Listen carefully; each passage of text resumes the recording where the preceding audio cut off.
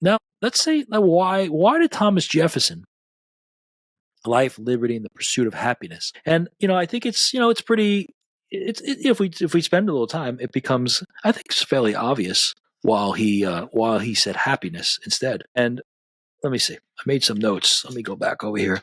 And I think because if you look at like just like the state difference between property and estate, property might be seen as just real estate, the land. Estate means all your possessions.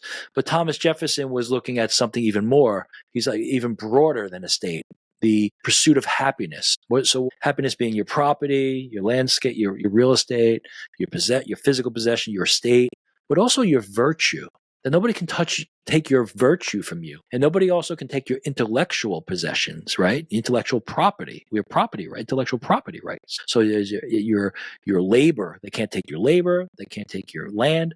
They can't take your physical items, your possessions, your books and your couch. They can't take your intellectual property. They can't take away your creativity. Think about, they can't take away, he used industry, your entrepreneurial spirit. If you're an artist, your creativity. So Thomas Jefferson, by saying life, liberty, and pursuit of happiness, he's using the word happiness to encompass a broader understanding of property and estate, to include those abstractions, which I think is beautiful.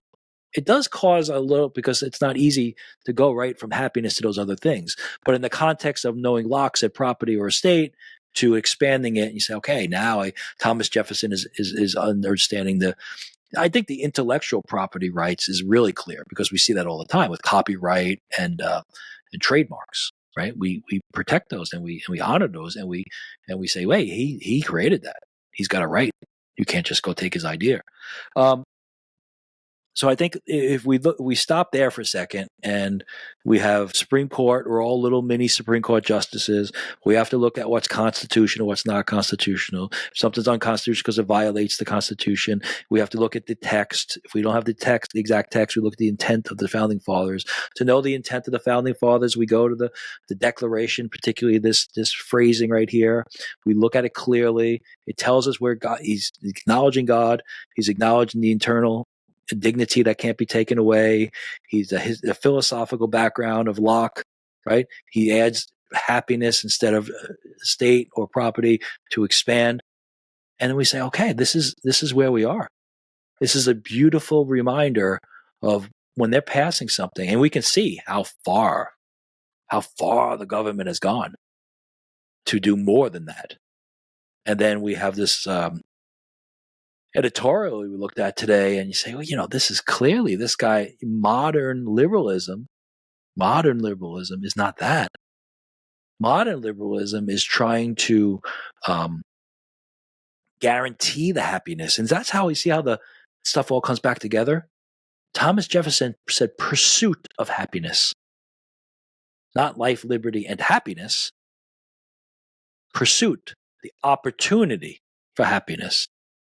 Set the stage for happiness. That's like the same as equality, to have the opportunity to be educated, the opportunity to apply to that job, the opportunity to join the military and work your way through the ranks. Not guaranteed outcome. So that's where, see where it comes back? Jefferson put the word pursuit. And if you want to understand the difference of pursuit of happiness versus just happiness, think about equality of opportunity versus equity, liberals wanting to guarantee the outcome. You see how it all comes? And that's why when you look at the modern liberal progressive philosophical apparatus, it's inconsistent through and through with the Constitution, the Bill of Rights, the intent of the Founding Fathers, and the philosophical background where the Founding Fathers, Thomas Jefferson specifically, in this key phrase of the Constitution. And Locke, of course, wasn't standing alone. Locke was coming off a huge heritage of intellectual ideas, going back to the Greco-Romans. And if you want to see where that connection is, one of the Jefferson saying happiness instead of property, what did he identify? He's identified the virtue, intellectual property, but also virtue is part of your property. Where does that come? Virtue ethics. That comes from the Greco-Roman. Honor, nobility, dying for your handshake. You shook your hand, you gave your word, you made an oath. It was it. You did it.